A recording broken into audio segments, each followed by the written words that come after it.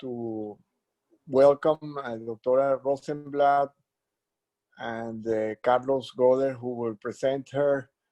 And we in CEDICE are in the search for having more freedom in Venezuela, and to be able to study liberalism and its history is very important for us, and to understand that it is the best way to bring prosperity and freedom and happiness to a country like ours, which is going through a lot of hardship.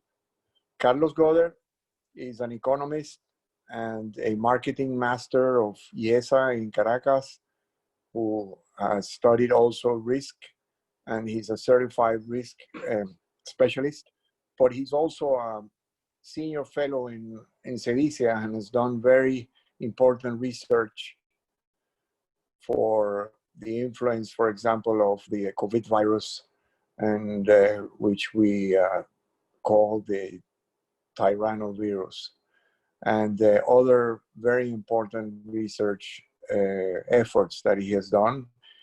He's from Medellin, and I will let him introduce Dr. Rosenblatt and her very important book, and enjoy this. This is part of our week of celebration of freedom, because we're celebrating the 31st anniversary of the fall of the Wall of Berlin. So this is an important week for all us freedom-loving peoples. Carlos, please follow.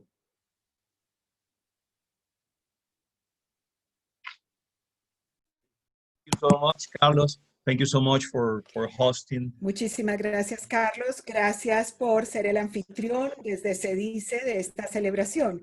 Creo que es lo más importante que usted ha dicho. Es un momento de felicidad, de alegría para celebrar la libertad, porque la causa de la libertad puede ser difícil, pero tenemos que agradecer a CEDICE por ser el anfitrión, y tenemos el placer además de presentarles el trabajo de Elena Rosenblatt. Su libro, esta es la copia de su libro en español, y yo he venido trabajando muy duro porque lo tengo lleno de anotaciones. Es un libro maravilloso que ha sido publicado para el mundo hispanoparlante este año. Un año que ha sido muy difícil, como dijo ya el señor Brown. Hemos enfrentado el riesgo de regresar a formas de opresión que habíamos olvidado debido al argumento de que esta represión es para ayudar y favorecer a la gente. Pero bueno, en primer lugar voy a presentarles una breve biografía de la profesora Elena Rosenblatt con una breve introducción. Era un placer escucharla a ella. Ya hemos hablado previamente con ella y estamos seguros de que ella tendrá un efecto muy provocador sobre nuestro público hispanoparlante. Así que, profesora Rosenblatt, ella tiene un PhD en Historia Europea, tiene una historia sorprendente de publicaciones. Este libro que vamos a discutir hoy ha sido publicado en el mundo del habla inglesa hace un par de años y en español este año. Ha sido sumamente exitoso. Vamos a tener una segunda edición muy pronto. Salió en abril de este año. La profesora Rosenblatt trabaja en la Universidad de Nueva York y estoy seguro de que después de esta presentación habrá la oportunidad para que los participantes la contacten e intercambien ideas. Ella está en contacto con muchas personas del mundo hispanoparlante, especialmente en España, donde tiene muchos socios, y es una persona muy sencilla, muy humilde. Créanme, este libro, creo que tenemos como 100 pensadores representados acá en este libro, y es de una lectura muy agradable. Bueno, ¿cuál es el objetivo de esta conversación?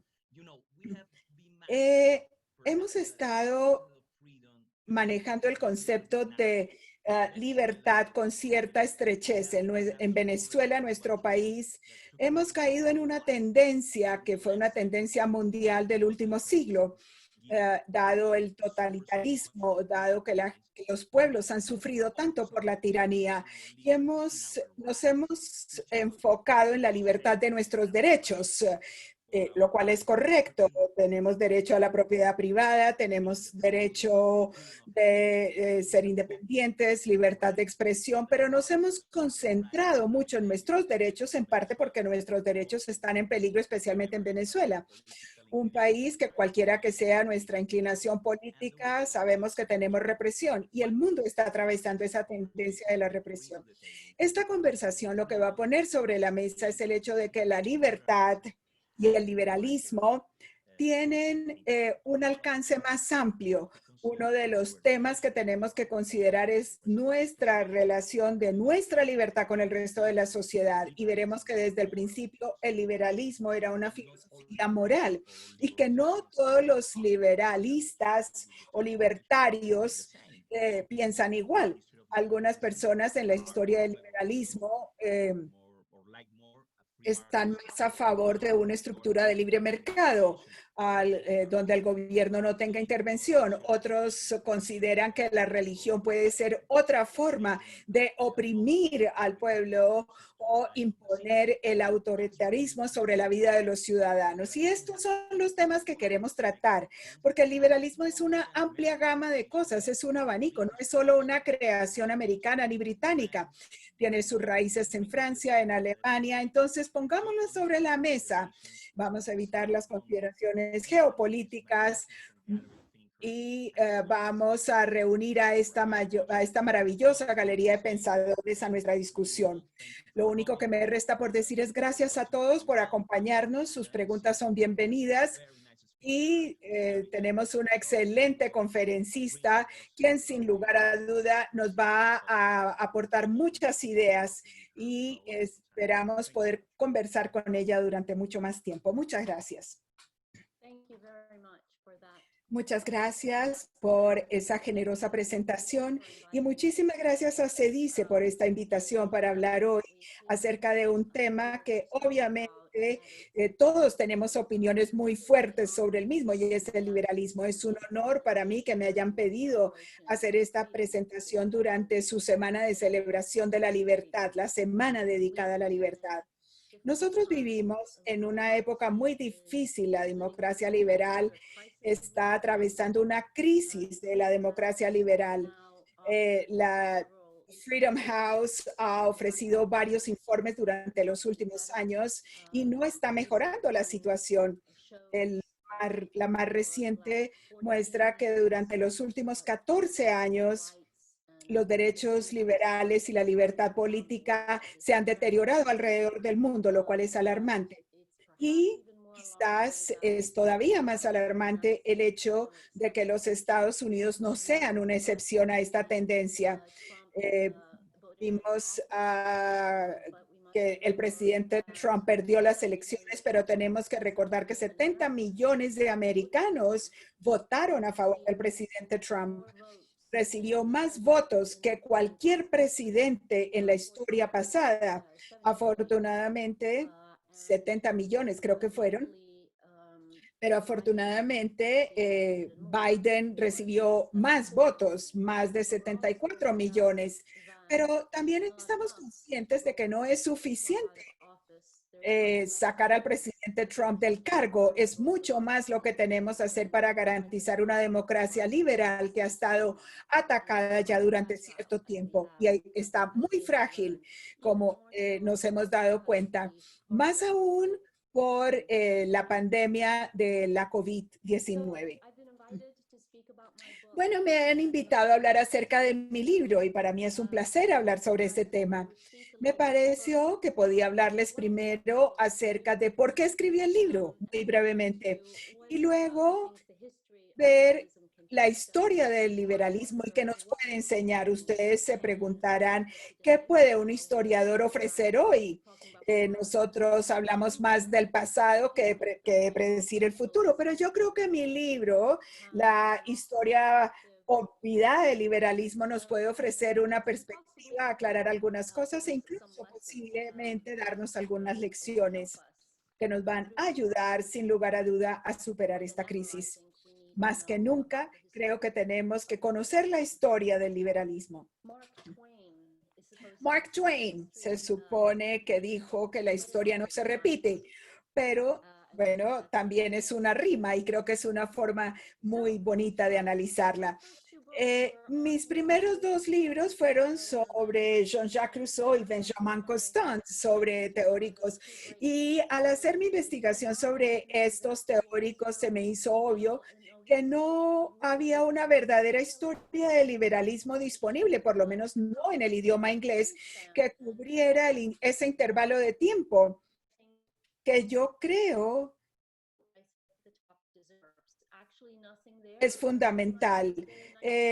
Prácticamente desde 1920, por sorprendente que parezca. Entonces yo acepté el reto y inmediatamente me di cuenta de que había un problema. Hay un problema de definición, porque hay diferentes definiciones acerca de lo que es realmente lo que significa el liberalismo. ¿Y cómo podemos escribir la historia sobre algo cuando hay desacuerdo sobre su definición? Pueden haberse dado cuenta de que en América el liberalismo significa el gobierno, el estado de bienestar, apertura a la reglamentación del gobierno, mientras que en Europa y gran parte del mundo significa casi lo contrario: desregulación, mercado libre y gobiernos pequeños. En Estados Unidos también tenemos libertarios que dicen que ellos son los verdaderos liberales, los clásicos, los liberales ortodoxos.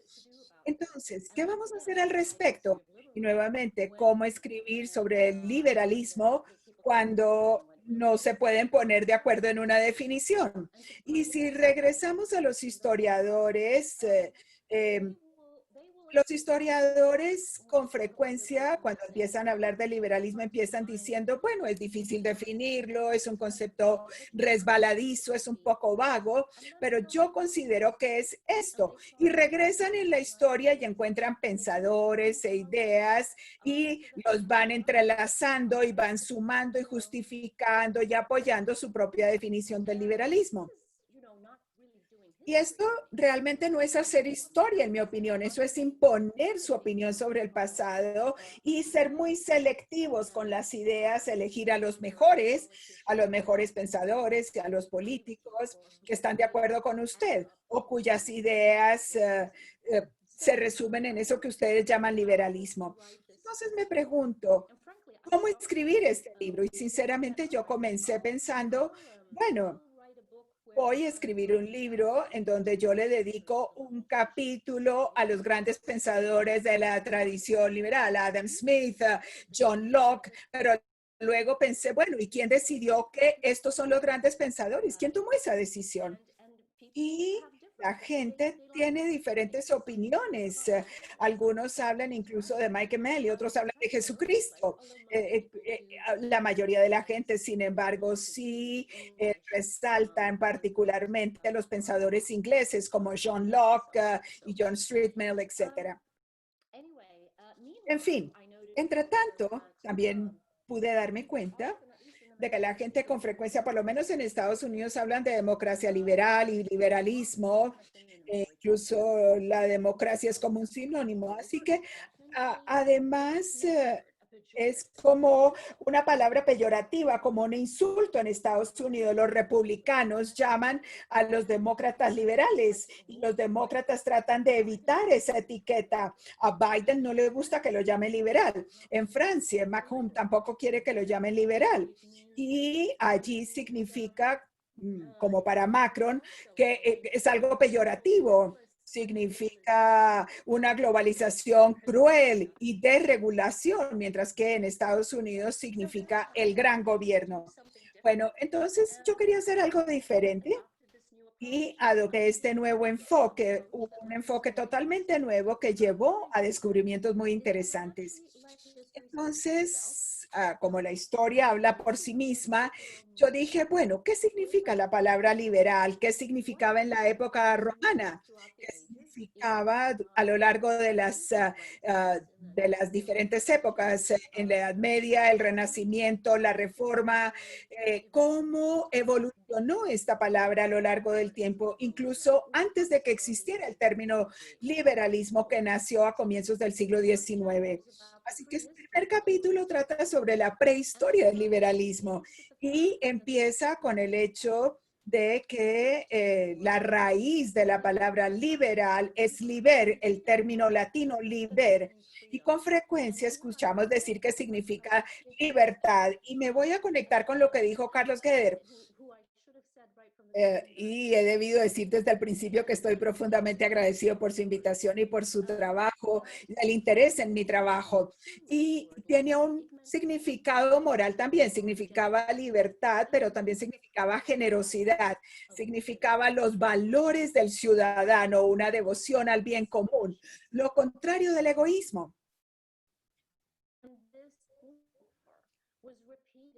Y esto se repitió a lo largo de la historia y los liberales hasta hace poco tiempo, y de eso hablaré dentro de un momento, han enfatizado esto, han sido moralistas muy preocupados no solamente por los derechos, sino también por sus obligaciones. Los derechos humanos tienen derechos individuales porque tienen obligaciones para poder desempeñarse bien. El egoísmo consistentemente ha sido algo que hemos rechazado y el interés propio se ha considerado como una forma de egoísmo. Entonces, este enfoque, ¿qué me hizo descubrir? ¿Qué me enseñó? Bueno, algunos hallazgos muy sorprendentes. Y el primero que podemos mencionar es la idea de una tradición angloamericana, que es un mito. Con frecuencia nos han dicho que el liberalismo tiene raíces profundas en la historia inglesa. Algunos se remontan a la Carta Magna de 1215 y hablan incluso de cómo se desarrolló más por John Locke, el fundador del liberalismo, el patriarca del liberalismo, y sus ideas básicamente se transportaron a los Estados Unidos, en donde se incluyeron en la Declaración de la Independencia, en la Constitución, y de ahí en adelante América exportó esos principios alrededor del mundo. Pero si ustedes toman mi abordaje y el significado del liberalismo y vemos cómo la gente lo ha definido, verán que el liberalismo efectivamente primero se inventó o se acuñó la palabra alrededor de 1812, no antes. Los primeros teóricos no fueron John Locke, sino gente como Benjamin Constant, que se refirió a una serie de conceptos muy importantes para esa época, para la igualdad cívica, el verdadero gobierno representativo constitucional, el Estado de Derecho y una serie de derechos como la libertad de expresión, la libertad de pensamiento, la libertad de culto, muy importante también, y también la libertad de propiedad. Pero algunas veces incluso esto no era parte de los derechos mencionados. Y bueno, de todas maneras no era el principal, el derecho a la propiedad. El primer partido liberal nació en España, según lo que descubrí, y al mismo tiempo también en Suecia. Los primeros partidos que se llamaron partidos liberales, que fueron llamados liberales por otros, nacieron en España y en Suecia, no en Inglaterra, ni en Gladstone, ni nada de eso. No tengo que hablarles de Simón Bolívar, por supuesto, y cómo sus ideas fueron transportadas hasta Francia bajo Napoleón. Él era un hombre muy esclarecido quien absorbió todos estos principios e inspiró los movimientos independentistas en muchos lugares. Pero de Francia fue donde nació. La gente pensaba que Francia era la sede del liberalismo, para bien y para mal. Algunos, los conservadores en particular, y muchos otros, estaban asustados de la Revolución Francesa y las revoluciones que sucedieron posteriormente en ese siglo. Y Inglaterra también. De hecho, la palabra liberal en su sentido político, que nuevamente es bastante reciente, con frecuencia se escribía con una I al final, liberale, o en negrilla para indicar que era algo extranjero. Estoy hablando de publicaciones en el idioma inglés, en periódicos, etcétera.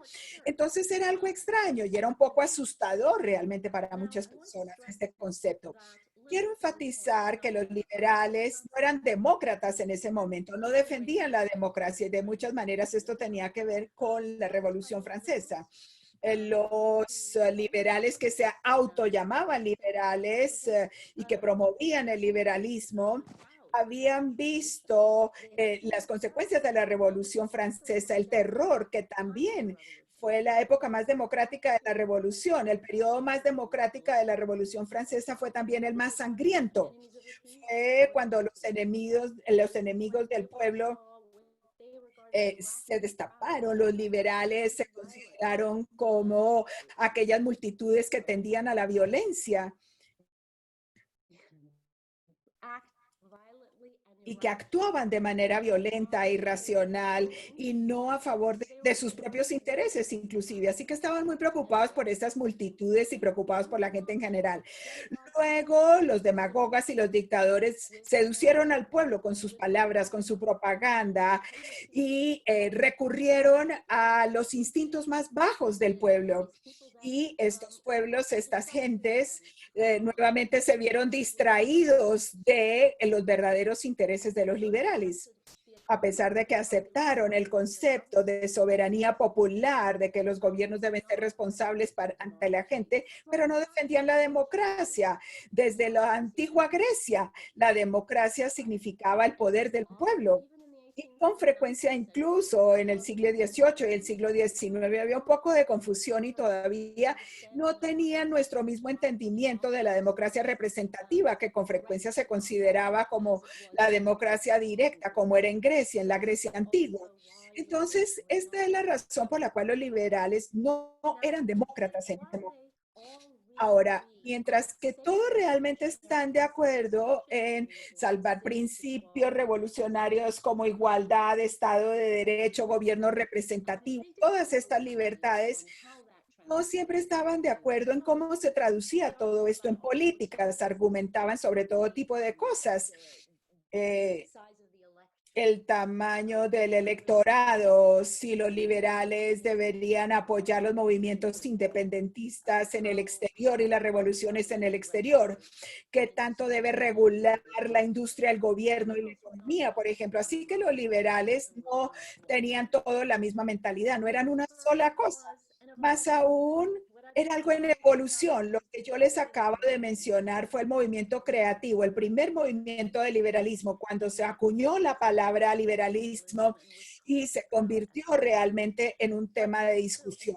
Pero también evolucionó en el tiempo. Los liberales eran pragmáticos, se consideraban moderados y centristas que no tenían que continuar el comportamiento violento revolucionario, pero por otra parte tampoco querían regresar a una contrarrevolución, a la monarquía absoluta que presidió la revolución. Ellos querían trazar un camino del medio y eran pragmáticos.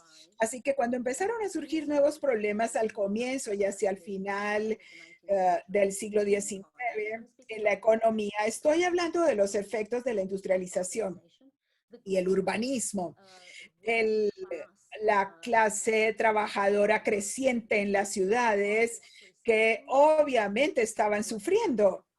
Se veían atrapadas en la pobreza, viviendo en condiciones miserables, con muchísimas enfermedades, desempleo.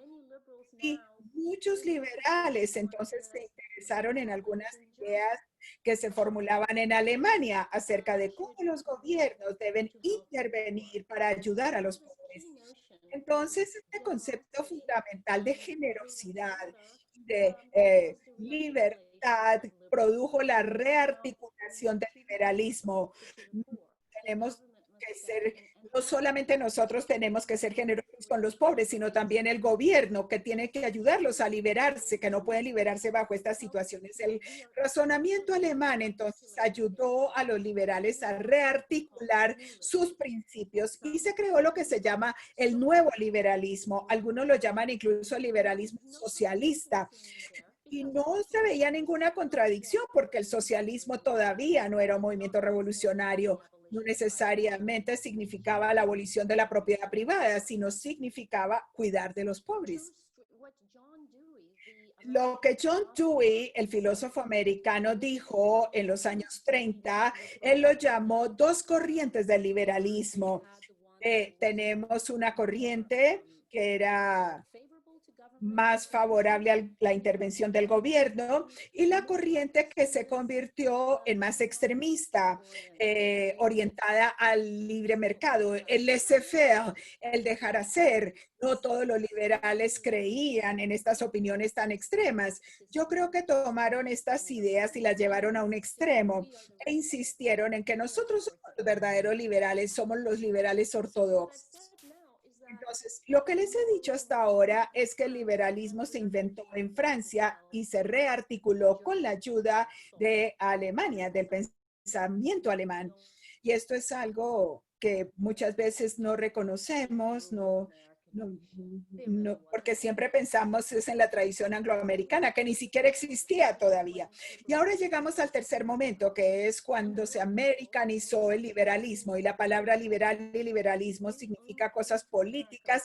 Y solamente llegó a América en la primera década del siglo XX.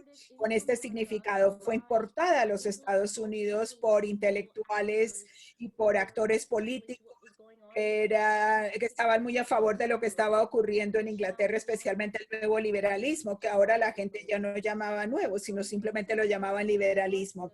Y cuando tenemos progresistas como Wilson, que se llamó presidente, o que se llamó primero un progresista, para 1917 se llamaba ya liberal.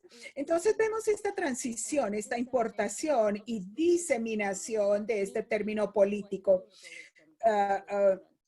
Básicamente lo que significaba el neoliberalismo o el nuevo liberalismo. Y entonces Wilson fue el primero en utilizar el liberalismo en un contexto internacional, en un contexto de relaciones exteriores. Él decía que hablaba a favor de todos los liberales y amigos de la humanidad en sus discursos. Y cuando fue a Europa a hacer lobby o cabildeo a favor de sus 14 puntos en vía de la Conferencia de la Paz de París, dijo que el liberalismo era lo único que puede salvar a la civilización del caos. Y ahora entonces tenemos algo que se está convirtiendo debido a la Primera Guerra Mundial, debido al totalitarismo, que fue una palabra nueva que se inventó en los años 30 para describir lo que estaba sucediendo en Europa, el fascismo y eventualmente el estalinismo, el comunismo, el fascismo. Por esta razón ahora Estados Unidos, América, se convierte en el modelo, el defensor de esto que cada vez se llama más democracia liberal y se utiliza tranquilamente como si fuera la misma cosa, que realmente no lo son. Las historias están entrelazadas, pero no son exactamente idénticas. Y esta es también la razón de la Segunda Guerra Mundial, debido al surgimiento del totalitarismo, debido a la Segunda Guerra Mundial. Alemania y Francia no podían haber contribuido al liberalismo de ninguna manera. Entonces, ahora John Locke se convierte en el patriarca del liberalismo y a ciertas lecturas de John Locke se resaltan unas lecturas que acentúan los derechos individuales y los derechos a la propiedad para demostrar esto es lo que defiende América. Por esto es que están luchando nuestros ejércitos contra la amenaza totalitaria. Nosotros defendemos los derechos individuales. Y le restan importancia ahora a toda esa idea de la devoción al bien común. Recuerden que yo les dije al principio que para ser liberal en la Roma antigua y a lo largo de toda la historia significaba también ser un ciudadano dedicado al bien común. Pero debido al totalitarianismo, los americanos y los ingleses se les hizo necesario y era muy importante defender los derechos individuales por encima de todo. Recuerden a Friedrich Hayek, que ahora estamos hablando de la Guerra Fría. Como se imaginarán, todo este lenguaje se convierte en algo más insistente. Friedrich Hayek, que quizás sea un liberal clásico, lo podríamos llamar así, dijo que este nuevo liberalismo, este liberalismo abierto a la intervención del gobierno, nos coloca en una pendiente resbaladiza hacia el totalitarismo. Tenemos que defender la tradición angloamericana, que se trata de los derechos individuales. Así que en la Guerra Fría, esto se enfatiza cada vez más que nunca, como el gran filósofo americano Richard Warpin dijo, como la historia de cualquier otra cosa, la historia de la filosofía está escrita por los victoriosos. Los victoriosos eligen sus ancestros. Entonces, los victoriosos de la Segunda Guerra Mundial, seguida por la Guerra Fría, hicieron que América eligiera a John Locke y redefinieran el liberalismo de una forma útil, un liberalismo que se trataba realmente de derechos individuales. Entonces, ahora permítanme tal vez sugerir algunas lecciones que podemos sacar de toda esta historia. En primer lugar, este concepto de que tenemos una larga tradición angloamericana que se remonta a la historia y que hay como una tendencia en la historia. O escuchamos la palabra la marcha de la historia. A Obama le encanta hacia liberar los principios americanos que él defendía, están en el lado derecho de la historia y en el lado correcto de la historia.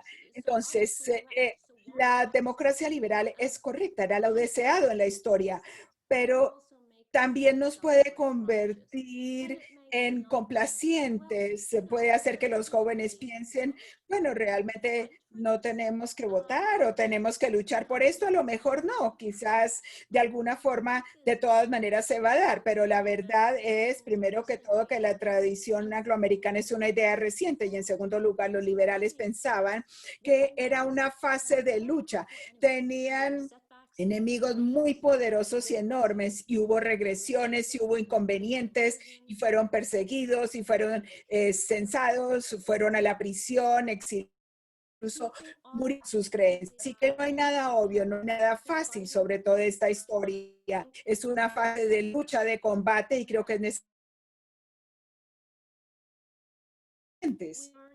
También aprendimos que había divisiones. Recuerdan que les hablé acerca de cómo los liberales no siempre estaban de acuerdo en todo.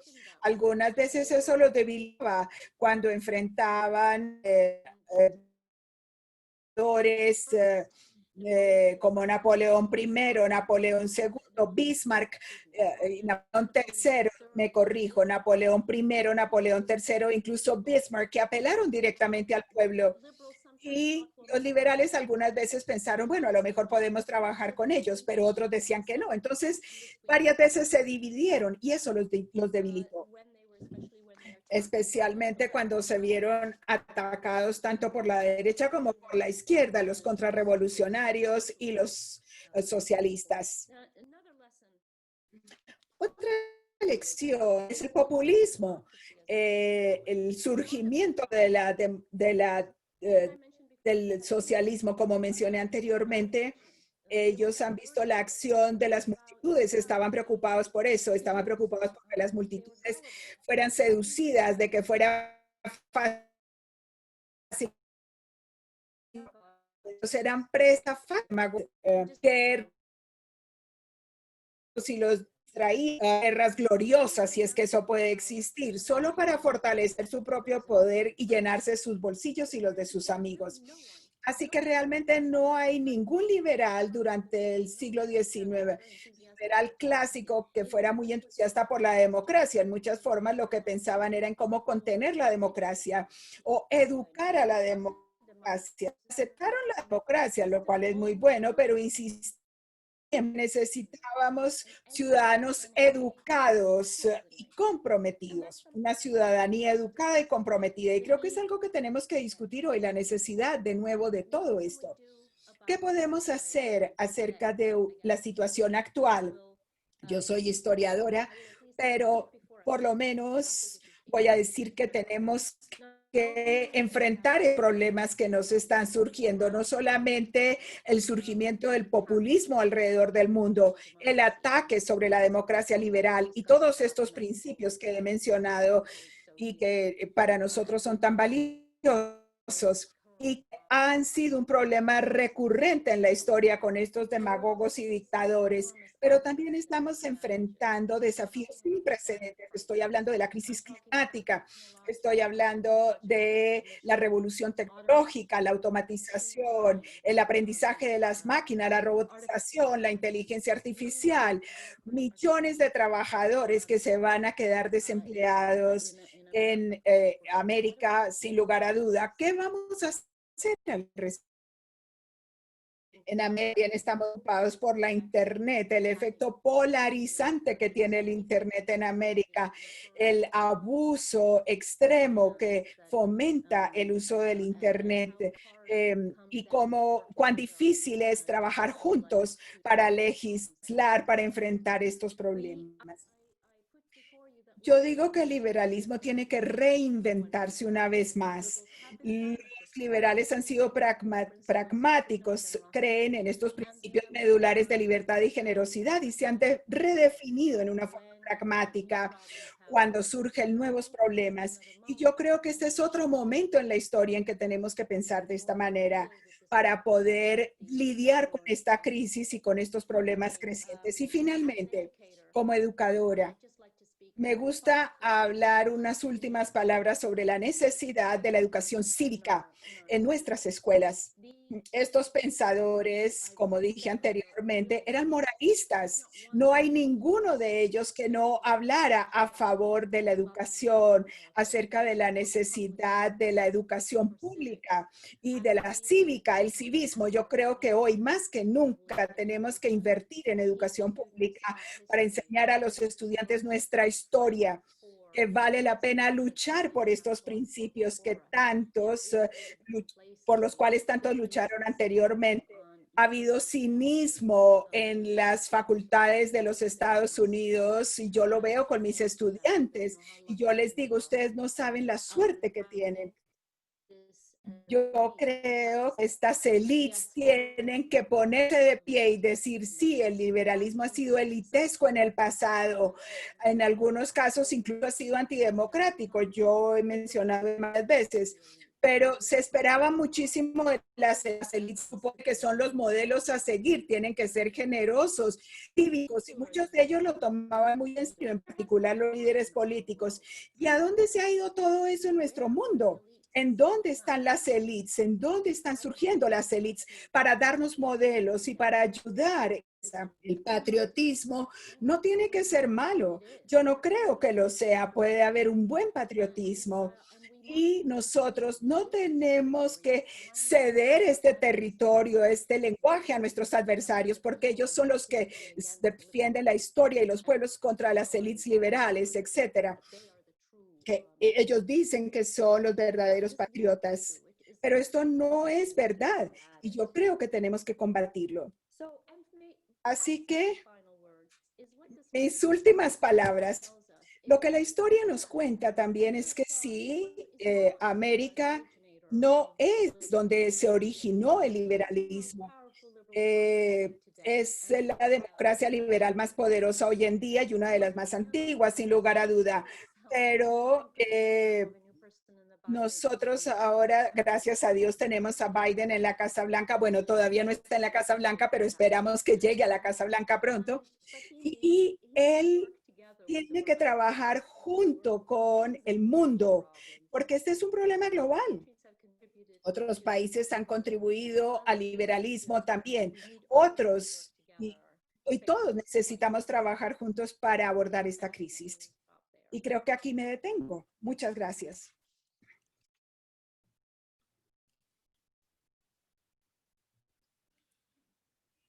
Thank you so much, Elena. Muchísimas gracias, Elena, Well, you have done an excellent summary.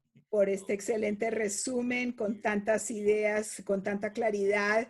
Así que nuevamente, mil gracias. Es un placer escuchar que el primer partido liberal surgió de España y esperamos tener la oportunidad de contribuir y aportar y quizás aceptar el desafío de la evolución de las ideas liberales y libertarias en Latinoamérica. En estos países hemos sufrido muchísimo de diferentes formas de represión y dictaduras. Tenemos muchos desafíos sociales. Así que vamos a abrir el derecho de palabra para preguntas.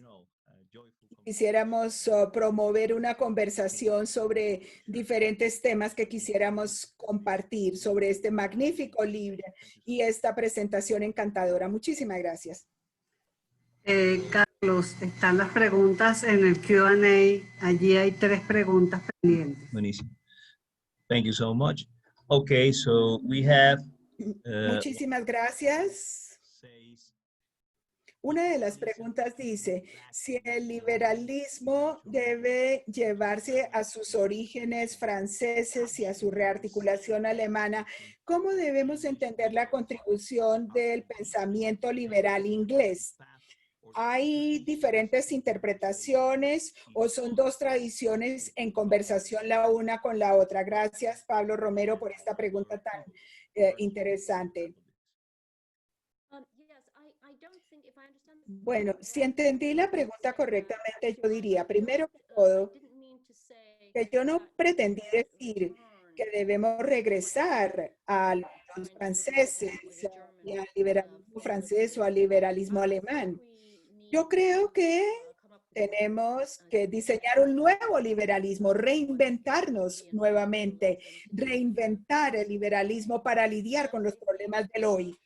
Y creo que ciertamente la variedad angloamericana que vemos hoy en día tiene muy buenos elementos, muy buenos ingredientes, y creo que este es el camino a seguir, salvo que el ala más libertaria o la corriente más libertaria y las otras corrientes tienen que trabajar juntas para comprender la amenaza existencial que existe actualmente. Creo que tenemos que trabajar juntos nuevamente y redefinir la democracia, y ciertamente esperaríamos que América y sus aliados jueguen un papel crucial en esta redefinición, esta nueva conceptualización del liberalismo. Muchísimas gracias. Continuamos con otra pregunta, otro comentario de Pablo Romero. El republicanismo parece que está renaciendo con respecto a la generosidad y los valores orientados a la comunidad, y que es característico entonces de la posición de los republicanos. ¿Cómo lee usted esto? Bueno, no estoy 100% segura de haber entendido la pregunta, pero voy a hablarle un poquito acerca del mundo académico del que yo vengo. Y supuestamente esto se ve también en el mundo. El republicanismo y el liberalismo y no estoy hablando del Partido Republicano ni el Partido Demócrata, estoy hablando de un movimiento de pensamiento como republicanismo y liberalismo, que tradicionalmente se han separado y se han visto como dos tradiciones en conflicto. Hay mucha discusión al respecto, si América primero era republicana o liberal en su orientación. Y el republicanismo, y si están interesados, escríbanme un correo y yo les puedo dar algunas fuentes o bibliografía. El republicanismo se ha asociado con las virtudes de la ciudadanía, con la devoción al bien común, a la participación política, utilizando la Roma clásica, las referencias de la Roma clásica, mientras que el liberalismo se ha definido en esta forma que yo traté de argumentar. Es el desenlace de la Guerra Fría y de John Locke, diciendo que el liberalismo significa un gobierno que maneje los intereses propios y negociar unos con otros para beneficio del todo. El republicanismo para los partidos políticos y la virtud, y el liberalismo con una orientación más en intereses propios y la economía. Y sin entrar en mucha jerga académica y referencia, lo que quiero decir es que yo no creo que los dos sean separados. Creo que eso es un error. Está el efecto de los catedráticos que dicen que América originalmente era tanto republicana, en el sentido de que la gente habla como los pensadores clásicos y John Locke y las referencias cristianas, o sea que mezclan todo. Y realmente esto es algo que los profesores complican mucho la historia. ¿Cómo lee la gente los clásicos? ¿Cómo leen a John Locke? ¿Cómo leen a Maquiavelo? Siempre es fascinante ver cómo pudieron combinarse en la misma frase Jean-Jacques Rousseau y John Locke, mientras que nosotros, los escolásticos de hoy, pensamos, no, Rousseau está en una categoría y Locke está en otra categoría totalmente diferente. No sé si con esto haya respondido un poco su pregunta. Bueno, tenemos otra pregunta acerca de la libertad femenina, la libertad de la mujer, que es un tema muy seductivo de su libro. Usted explora no solamente la evolución de cómo la mujer era tratada la mayor parte del tiempo no muy bien, pero también usted ha considerado las mujeres pensadoras que han contribuido a la historia del liberalismo. Sí, yo hablo acerca de la mujer y su aporte al liberalismo y cómo los liberales hombres percibían el problema de la mujer. Es costumbre en la academia ver el liberalismo bajo una luz un poco negativa, como una ideología sexista, y la mayoría de las ideologías son, se dice que son muy sexistas, y hay evidencia para respaldar esta afirmación. Pero lo que yo digo es que sí, la mayoría de los liberales abiertamente no defendían los derechos de las mujeres, los derechos políticos, los derechos civiles sí, pero los derechos políticos, el voto para la mujer, esto llegó muy tarde, como estoy seguro de que la persona que hizo la pregunta debe saberlo. Y pocos liberales hablan sobre el tema. Pero a lo largo del camino hubo personas liberales y mujeres que se consideraban amigables hacia el liberalismo y a ninguna otra ideología. Ellas sabían de qué lado estaba el progreso. Ellas sabían dónde tenían por lo menos posibles alianzas y hablaban con los liberales y sus amigos hombres y les decían, mire, ustedes no están cumpliendo con sus principios. Algunas veces los llamaban hipócritas. Ustedes hablan de libertad, ustedes hablan de igualdad, hablan de derechos. ¿Y qué pasa con nosotras? Así que el feminismo en su época temprana trató de aliarse con los liberales, es verdad. Y el liberalismo le dio a las mujeres un idioma, un concepto por el cual luchar por sus propios derechos. Entonces, decir que el liberalismo sea sexista, bueno, no quiero decir que ustedes lo hagan, es una pregunta muy interesante, pero muchos libros están escritos con el objetivo de decir que el liberalismo es sexista, es racista, el liberalismo es para el imperialismo. Bueno, para algunos liberales sí, muchos liberales lo eran, pero no todo el mundo. Lo particular del liberalismo no es que fuera sexista, sino que tanto no sexista era. Muchísimas gracias. Tenemos otra pregunta del señor David Chávez. ¿Qué opina usted que será el futuro del liberalismo? ¿Cuál debe ser el futuro del liberalismo? ¿Cómo llevar a cabo esta batalla cultural para que la gente vea que es una filosofía práctica? Con libros como el mío, con libros como el mío. Yo supongo que tengo que repetir, espero que no mencione a la persona que está haciendo la pregunta, porque yo no tengo políticas específicas que puedo defender como historiadora, pero en base a lo que he observado y lo poco que nosotros podemos hacer es educar a la gente sobre la historia que les he mencionado y alertarlos a los peligros que enfrentamos y ver en el pasado los errores cometidos y tratar de no repetir esos errores del pasado y encontrar nuevas soluciones. Esto es lo que nos confronta en este momento. Estas son las verdaderas conversaciones, no simplemente rasgar la superficie, sino mirar profundamente los problemas sistémicos que necesitan soluciones, que gente que piense igual, gente que amante de la libertad, tienen que unirse para encontrar estas soluciones y divulgarlo. Hay una actitud un tanto negativa hacia la democracia liberal. Acabo de revisar un libro llamado ¿Por qué fracasó el liberalismo? Que es sumamente negativo y de manera muy injusta. Y esto no ayuda para nada en este momento, considerando que todos nos beneficiamos tanto del sistema democrático liberal. Esto es lo que hace posible esta conferencia, lo que hace posible mi libro. Lo que hace posible la prosperidad, pero tenemos problemas graves que tenemos que lidiar con ellos, algunos de los cuales mencioné al final de mi conferencia, ciertamente la pobreza que ustedes están viviendo en Venezuela. Yo no soy experta, pero sí leo acerca de estos problemas. Hay que buscar soluciones y necesitan alianzas. Se necesitan alianzas y pragmatismo. No extremismo, no soñar despiertos en abstracto, sino realmente cosas concretas, trabajando juntos en políticas, trabajando juntos. Eso es lo que creo.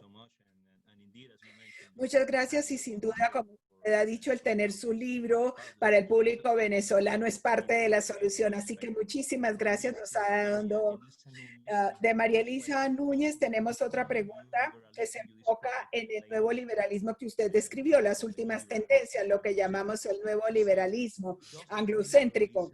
¿Este nuevo liberalismo significa acaso un equilibrio entre el poder de decisión individual y la no intervención del gobierno? Queremos entender un poco. Sí, todo se trata de equilibrio. Por supuesto, los nuevos liberales eran individualistas en el sentido de que seguían creyendo muchísimo en los derechos de los individuos, incluso los derechos sobre la propiedad. No hay liberales nuevos en la actualidad.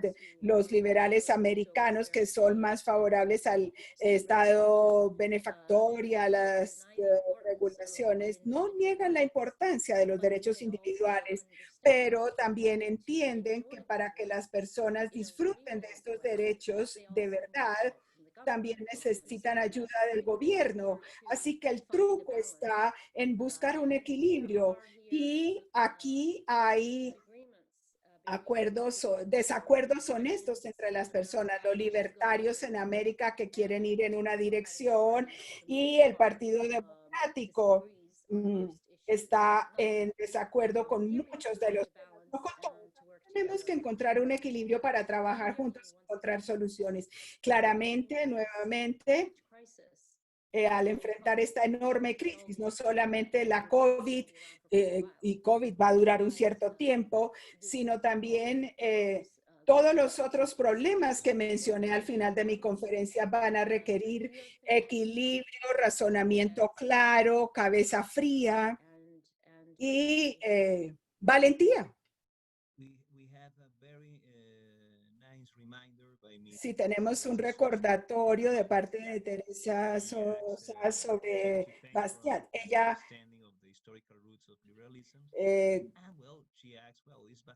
dice que si Bastiat puede incluirse en este grupo de pensadores franceses destacados.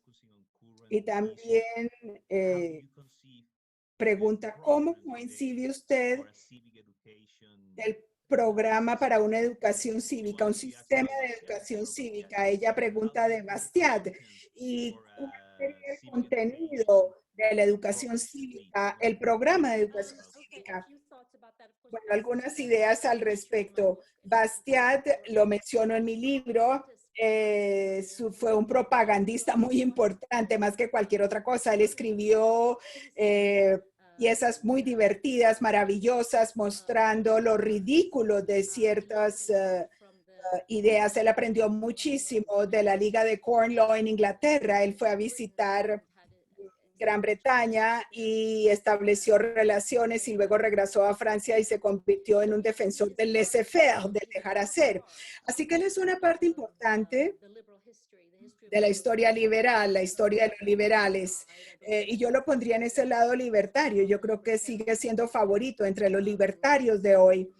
Él estará en esa corriente y no en la otra corriente que está en desacuerdo con sus soluciones a los problemas de hoy, fundamentalmente porque estaba en contra de la participación del gobierno en la economía, mientras que la mayoría de los liberales americanos hoy consideran que el gobierno tiene que jugar un papel fundamental.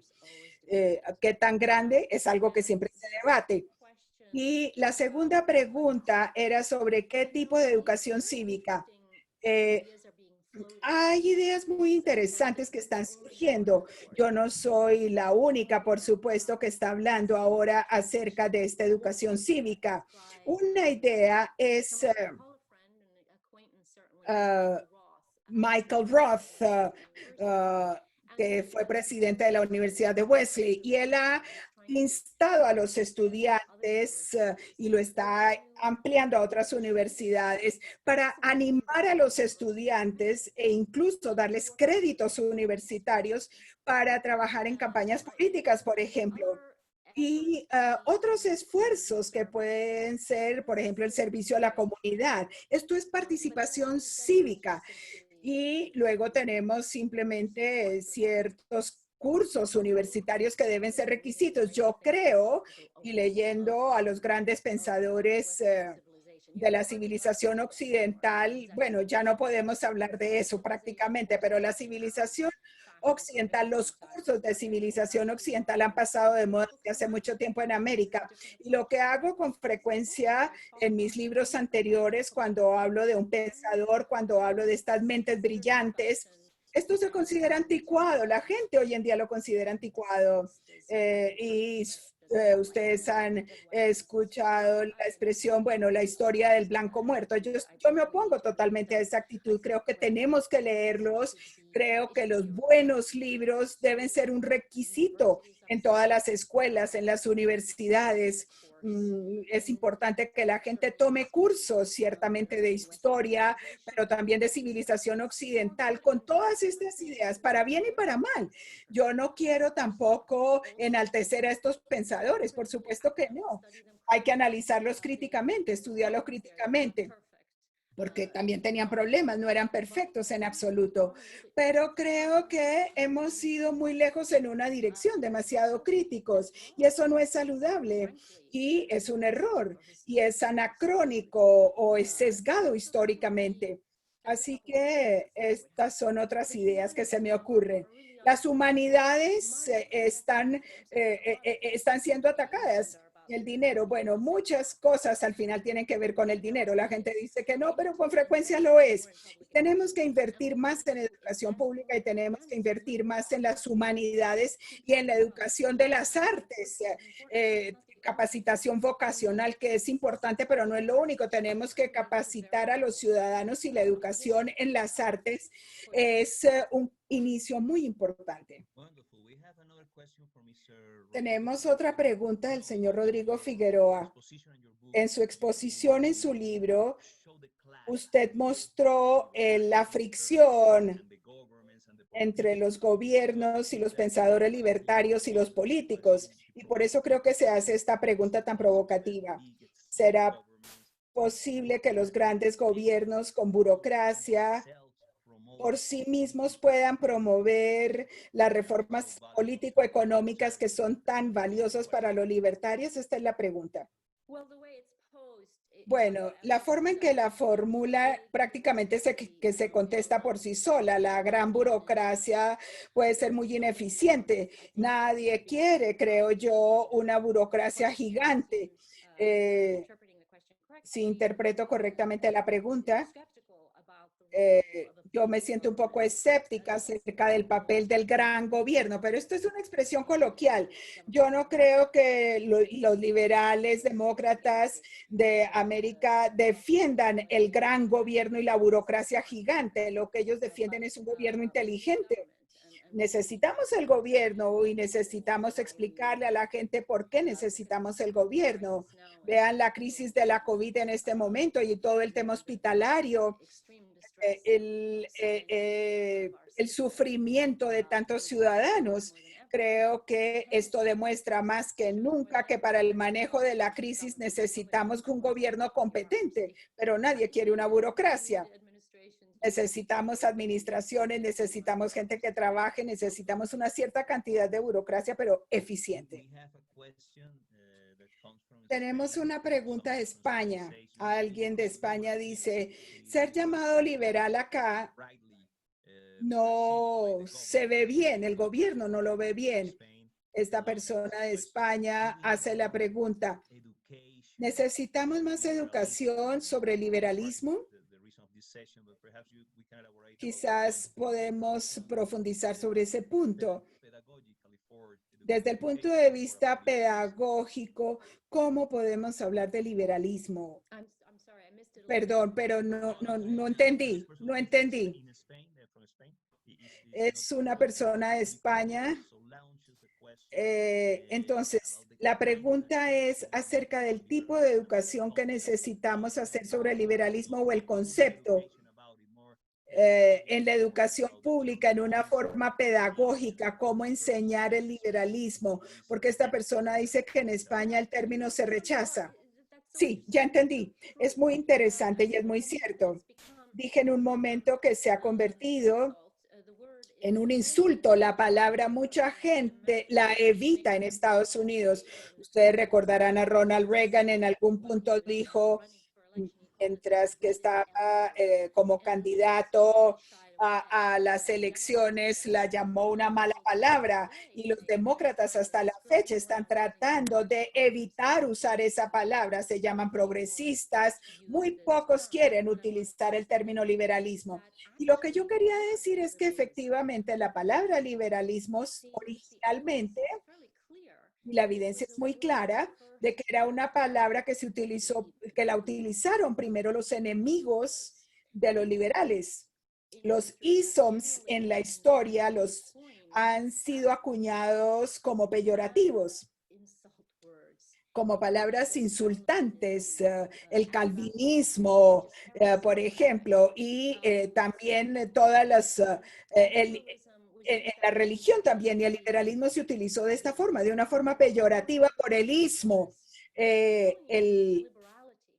Antes se usaba la palabra liberalidad, que significaba ser magnánimo, generoso, y entonces el liberalismo, cuando lo utilizaban los enemigos, los detractores, significaba egoísmo, anarquismo, ateísmo, perversión, todo tipo de cosas. Y durante todo el siglo XIX, lamento decir, esto se repitió una y otra vez. Y incluso los papas católicos, quienes consistentemente utilizamos el liberalismo en el sentido peyorativo de la palabra, también porque honestamente se oponían a la libertad de prensa, libertad de expresión y libertad de culto. Ellos decían que eran ideas liberales que iban a producir el caos y la destrucción de la sociedad. Solo puedo decir que para contrarrestar todo esto y educar a las personas sobre lo que realmente es el liberalismo, es tener este tipo de discusiones, estos debates y conocer la historia y ponerlo claro y defenderlo, no aceptar que la gente se pelotee la palabra. Por lo menos tienen que entender lo que significa utilizar ese término para poder tener verdaderas conversaciones, porque si usted quiere decir una cosa y yo quiero decir otra, no podemos tener un debate fructífero. Así que yo creo que esto es parte de la solución. Maravilloso. Muchísimas gracias. Quisiera darle la última palabra a nuestro anfitrión, el señor Carlos Blum, presidente de CEDICE, quien ha sido tan gentil de organizar este evento y permitir esta conversación. Estamos apenas comenzando una conversación porque tendremos nuevas oportunidades para intercambiar ideas. Entonces, le doy la palabra al señor Carlos Blum para cerrar el evento. Estoy seguro de que tendremos nuevas conversaciones. Vamos a promover intercambios de ideas. Así que le doy la palabra y queremos escuchar su opinión porque todos estamos observando los desarrollos de las políticas americanas. Todos estamos hablando de ideas, pero es inevitable pensar acerca de los recientes desarrollos de las elecciones en los Estados Unidos. Quizás esto es algo que estábamos hablando con Carlos Blum. Él estaba pensando en este problema, los políticos hoy, en comparación con los políticos del pasado, y estoy seguro de que él va a profundizar un poco sobre esta pregunta, porque nosotros, bueno, su nación siempre será una referencia para nosotros. Así que le doy la palabra a Carlos. Gracias a todos por acompañarnos hoy. Muchísimas gracias, Carlos y Elena, por sus presentaciones. Ha sido un verdadero placer el poder conversar sobre la historia del liberalismo. Y sí, Carlos estaba hablando